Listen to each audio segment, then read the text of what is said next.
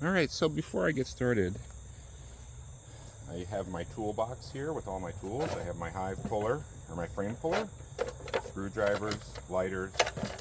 These are hive tools. I have some protein in case I need to feed the bees.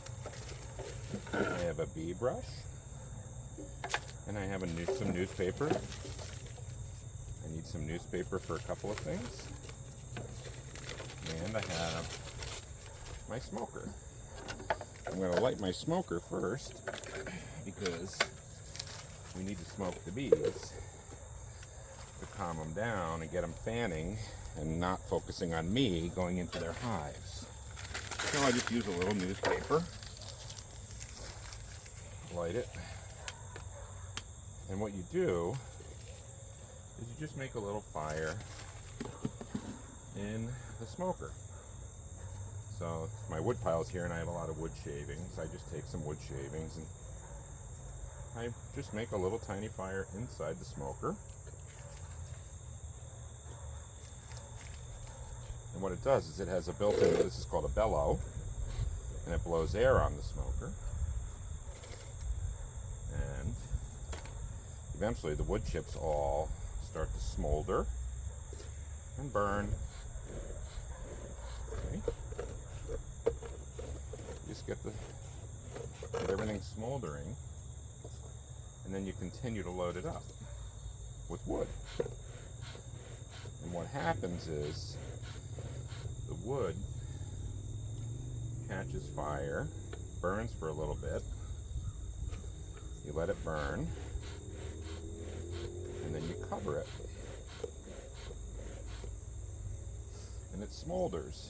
Now, in my toolbox, I have some wood chips that I keep in my toolbox because I'm going to be inspecting 4 hives today. So I'll probably have to reload it. But usually once you get it going, you just have to reload it and puff it a few times. Okay? That's really the beauty of it. You don't want to overload it at the beginning. You want to make sure you get it going before you put in the big stuff. Once you put the big stuff in, I'll save this one for later.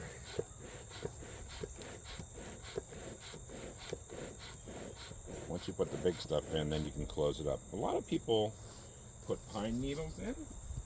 You know, I'm under a pine tree, so pine needles make great smoke. You also don't want to make a really hot fire in there because you don't want to burn the bees when you're blowing smoke on them. Some people use thistle, which is string. You just have to be careful when you use thistle that it doesn't have any plastic in it. You really want to be careful with your hive because you're going to disrupt them anyways with the smoke and the inspection. You don't want to be spraying melted plastic on them. So you'll notice I have a nice fire going. Some good smoke coming out. Let me get another piece just to really pack it in. You got it. Save that one.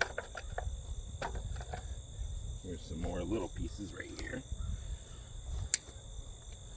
And then you put the lid on. See? You have a nice little smoker. Alright, so now that we have our tools and our smoker, we're going to start with hive number 3 today because I need to see if there's room in there for babies because they have so much honey. We're in a fall nectar flow right now. So I'm going to start with that one first because I might need to swap out some frames. So I'm going to take it slow and let's see if I can show you around. Alright? Here we go.